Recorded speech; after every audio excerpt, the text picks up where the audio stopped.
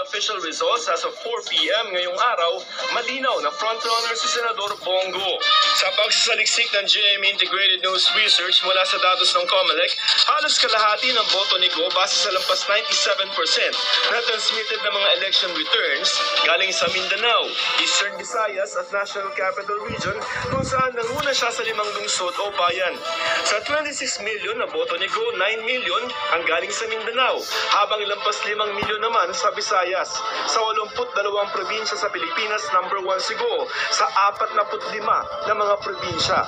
Kabilang sa ilang probinsya sa Cordillera Administrative Region, Batanes, Nueva Vizcaya at kahit sa Leyte sa Visayas na kilalang baluarte ng mga Marcos at Romualdez. Paliwanag ng political analyst si Professor Gene Franco, ang mga botong ito para kay Go, suporta kay dating Pangulong Rodrigo Duterte.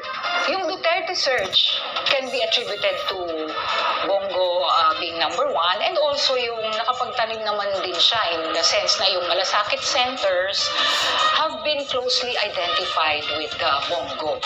May mga nagulat ding number 6 sa bilangan si Congressman Rodante Marcoleta dahil mababa noon ang numero niya sa mga survey.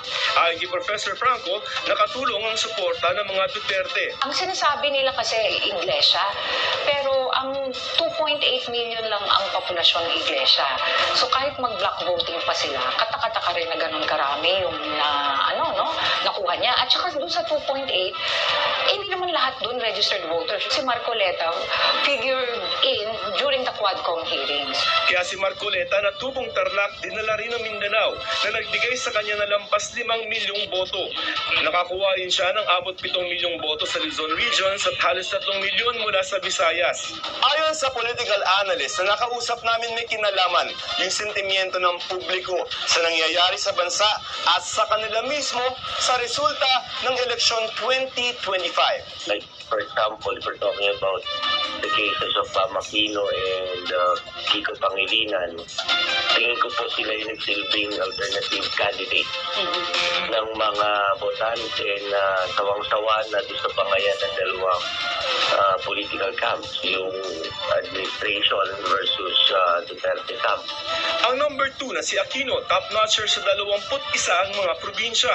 14 million sa 20 million niya mga boto galing sa Luzon at abot 4 million ay sa Visayas. Pero nakakuha pa rin siya ng lampas 2 milyon sa Mindanao. Makino packaged himself as really the one who offered yung libreng college tuition, then that would have moved some young voters and even the parents to select him. Secondly, yung the Aquino family name.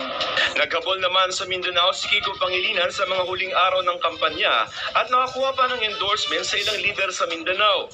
Nakakuha pa si Pangilinan doon ng 1.6 million pero tulad ni Aquino, sa Luzon siya tumabo, lalo sa mga vote-rich na rehiyon tulad ng Southern Tagalog, National Capital Region, Central Luzon at Bicol. Pumanlima siya sa unofficial and partial count. Sa slate naman ni Pangulong Bongbong Marcos, pasok ang 6 sa kanyang kandidato sa alyansa. Sabi ni Dr. Dennis Coronacion, mukhang malilimitahan lang sila sa 5 or 6. Pagdating naman sa opposition, ang lumabas, may dalawang klaseng opposition.